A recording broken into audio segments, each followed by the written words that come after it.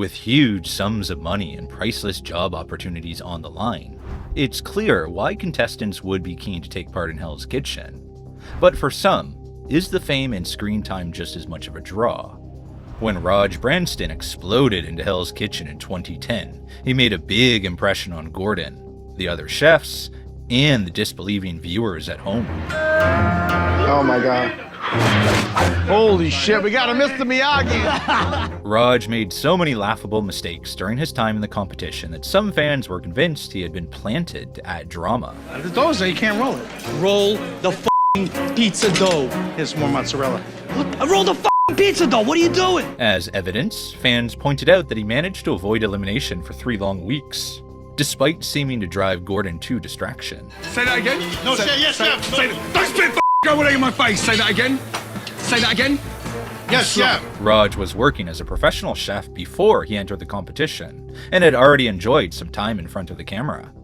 In the 1990s, Raj popped up as the resident chef in a bodybuilding training program created by Arnold's strength and fitness mentor, Joe Weider. A typical bodybuilder's diet is a diet consisting of high protein, low fat.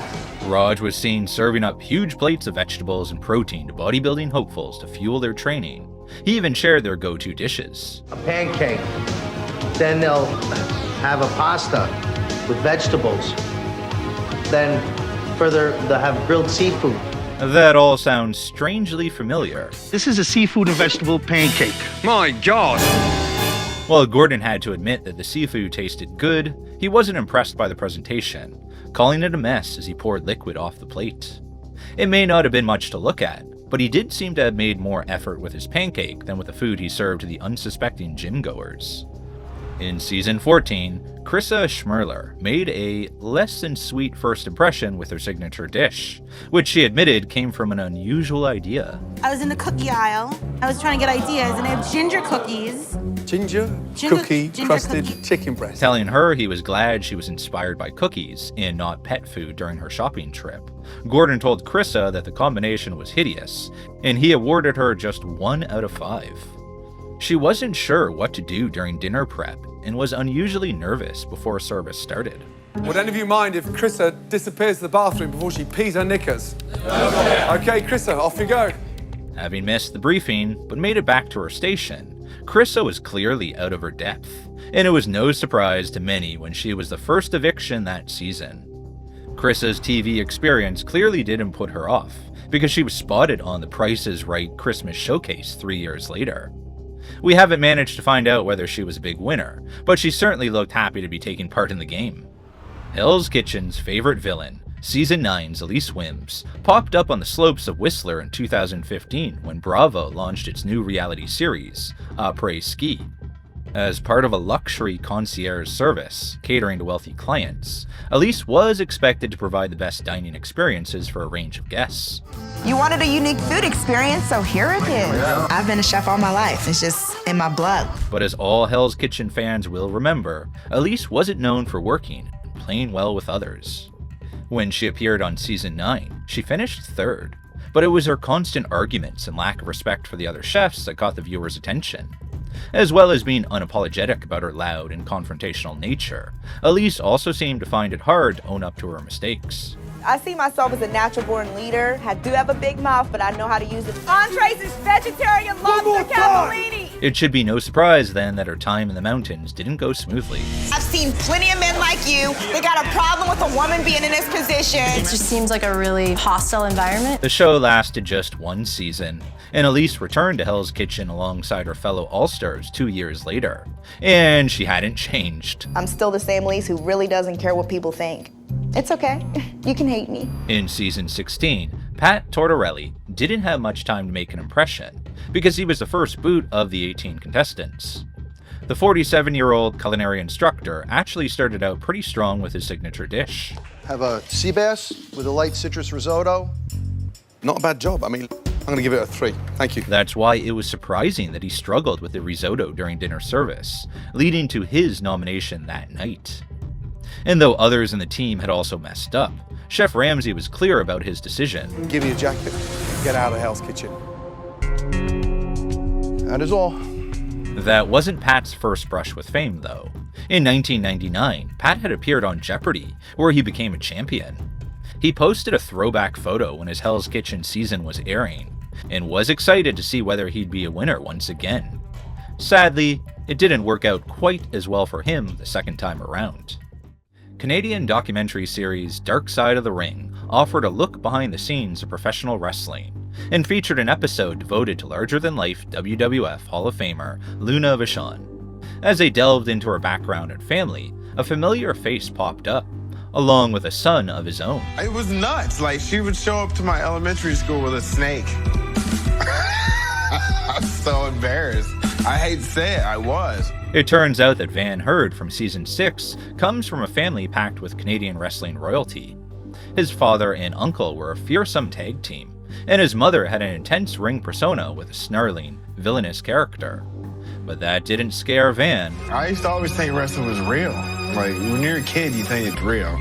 Like, that's what she's always was to me. Van's famous family didn't get a mention during his time on Hell's Kitchen, but if it had, it may have altered how Gordon and the other chefs approached confrontations with him. Wait, because you I can't be don't want to bothered. fight with you, chef. Look at me. I'm not here to fight with you. When you put the sauce on the hot plates, have the decency to wipe it up, yes or no? Yes. Van's front-of-house fallout with JP appeared to almost cross into a physical altercation. But thankfully, Chef Ramsay stepped in to separate the warring pair. Hey, what's the matter between you two? There's a language barrier there. What do you mean there's a language barrier? He's speaking English, you d***. I know, but he's from Texas. That was a timely intervention, because as the argument got heated, his wrestling influences were plain to hear. We have a problem here. Hit him! Don't touch me, bro! You better get out of my face. We can get it down. And it's going to be a first-round knockout. When Van was later put up for eviction for almost punching a waiter in the front of the dining room, he showed that he wasn't raised to back down. What do you want to do, bro? Stop looking at me like that. You're about to get up, bro. Oh, I think you should go. I'll punch you in your face. That's how you're gonna go out? You're gonna come at me? Suck my fucking. He'd clearly learned a few things from his famous mom, and that includes making a big entrance, which he proved when he returned to take on the Black Jackets during season 9. Yeah, baby! Game time! Game time! Woo! It's not unusual to see Hell's Kitchen contestants appear on other TV shows, particularly cooking competitions like Chopped, Beat Bobby Flay, and Cutthroat Kitchen, where they pop in for just 1 week. Occasionally, they even take part in other longer-term cooking shows.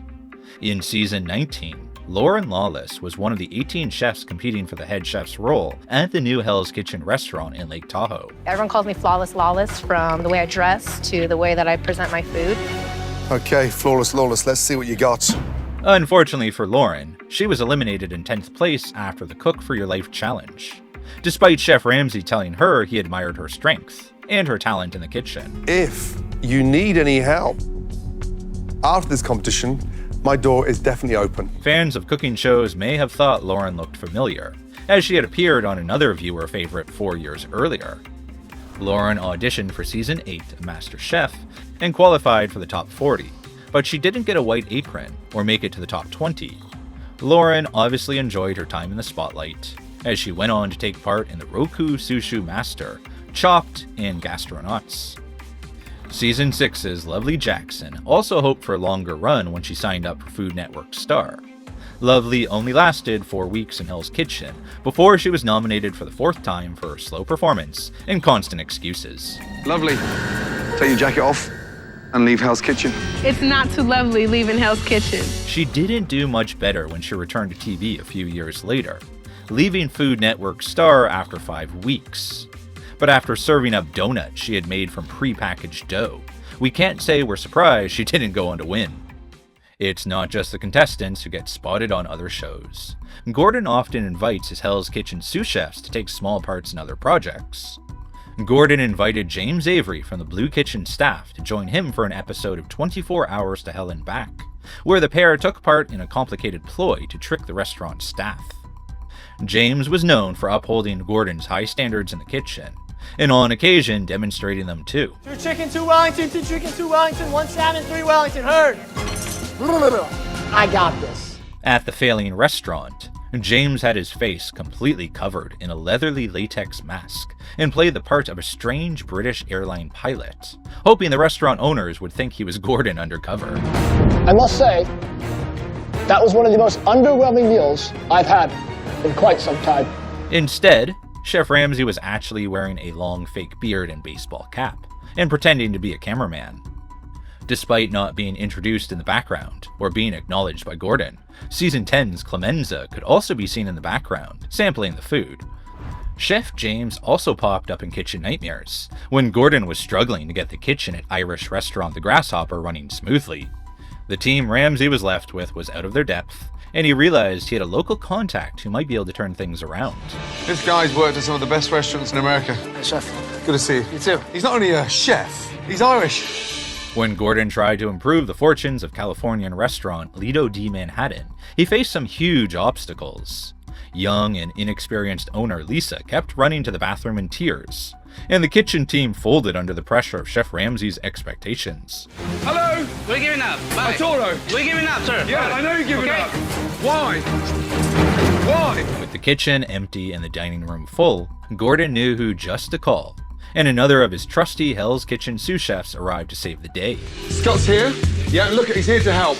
Let's lift it up and let's get this back together, yes? Okay? Scott soon whipped the staff into shape.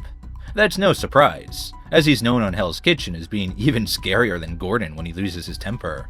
Listen, fuck off out there, will you? I can't. Put it down and get out there! Scott also appeared in another episode as one of the 4 chefs brought in to help the line cooks develop the skills they would need to support the owner's updated business. We will be ready for the relaunch of J. Willie's tonight. Let's go.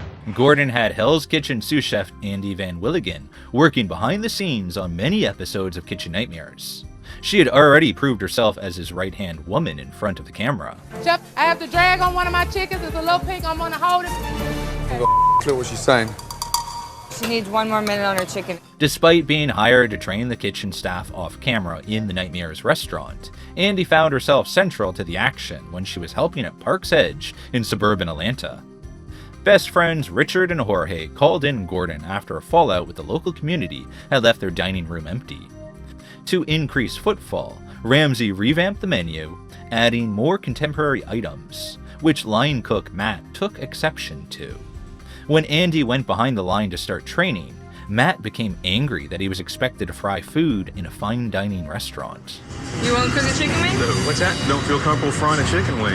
Why not? Unless she wants to put on a pair of orange shirts and go out there and serve it. Ramsay and the owners called him out for suggesting Andy should become a Hooters waitress, but allowed him to return to the kitchen. Matt needs to be on board or get out. Show me what to do so I can do it. Though viewers saw him apologizing to Richard and Jorge, Chef Andy wasn't seen to get a sorry for his disrespectful attitude, though it wasn't long before he was fired for more bad behavior anyway. In May 2025, Chef Ramsay launched his latest reality series, Gordon Ramsay's Secret Service. Once again, he was hoping to transform failing restaurants, but this time he gathered information about problems covertly, using surveillance equipment and undercover diners. In the first episode, he was helped by 2 familiar faces. You guys are my eyes and ears, and I depend heavily on you. Yeah. You have an earpiece, so we will be able to communicate. You got your body cam all set up? Yes. Rock Harper, winner of Season 3, and Season 22's Sammy Tarantino, sat down to eat at a Greek restaurant, Parthenon, in Washington, Columbia. Rock didn't make a great first impression in Hell's Kitchen when he made a rookie mistake with his signature dish. You serve me frozen gnocchi. But over the following weeks, Rock proved himself to be a talented and dependable member of the kitchen team, and with a little coaching, he developed the leadership skills Gordon was looking for. I didn't taste 1 turbo, and you send the motherfucker raw. Why? Good. Rock went on to win the season, $250,000, and a coveted head chef's role. Thank you, Chef. Appreciate it. Hey, don't be silly. Hey. How you feeling? I'm good. Sammy finished in 3rd place in her season and was told by Chef Ramsay that she'd been a strong contender from day 1. He clearly trusted her palate, and when she entered Parthenon, he asked her to order the cold appetizer. She did, and was served some tzatziki that appeared to be well past its prime, though the restaurant owner insisted it was good. Ew. Is it bubbly? Is it fizzy? Yeah, it tastes like fermented. Oh, put it out, Danny. Rock didn't get to taste his lamb chops at all, as Gordon stepped in to prevent food poisoning. Both of you, please do not eat that lamb. It's infected with bacteria. It's from the bandsaw. No. I've seen enough. The pair returned as undercover diners at Callahan Seafood Bar and Grill in Frederick, Maryland. Gordon wanted to watch the team under pressure, so he asked Sammy, who was posing as a social media influencer, to put in a huge order. I'm gonna get a lot of food because I'm gonna take a lot of pictures. Annika, that single lady ordered like 7 things. And Rock had to prove his strength while attempting to enjoy his surf and turf. This is a gaucho knife, which could probably cut through my tennis shoe, but it's having a hard time on this lobster and steak. Rock came back for more when he teamed up with season 21's Alex Ballou to visit Wilson's Secret Sauce in Pennsylvania. Should we just wait over there? Maybe. Y'all waiting? After waiting almost 30 minutes for a table and another 30 minutes for their food, the pair reported back that what they finally got to eat was unimpressive. There's no seasoning, there's no flavor. How's the brisket? This is... That's just nasty. Yeah. When Gordon invited them to eat out, they probably didn't expect to leave so hungry. Hell's Kitchen sous chef and former contestant Jay Santos appears regularly as a culinary expert on Bar Rescue with John Taffer. Jay originally appeared on season 7 of Hell's Kitchen, where he came second after losing the finale to fellow competitor and rumored love interest Holly. Not psyched about losing, but it was very close, and Holly did a great job and deserved to win. Jay returned as the Blue Team sous chef for seasons 19 to 22, and gained a reputation for being calmer and less angry than others in his position. But I'm on your side until I'm not on your side, okay? I asked one thing. I'm trying to help you guys out, and you dog me like that. I can dog you 10 times as hard, okay? Yes, chef. But before his stint as Ramsay's right-hand man in the kitchen, he was doing the same for Taffer as he rehabilitated bars across the USA. You had any chef in your restaurant use a microwave like that? I don't even have microwaves in my restaurant. And before long, John was trusting the experienced business owner to oversee entire transformations. John gave me great direction with you guys. I hope you're pleased. And there's really only one thing left to do. We gotta open! Under Jay's direction, many failing bars were given a whole new lease of life after being updated top to bottom. From what I've seen so far, I am very, very concerned. I mean, you can't possibly walk in here and be like, this is awesome. If there's one thing he's not used to, it's a quiet, empty dining room.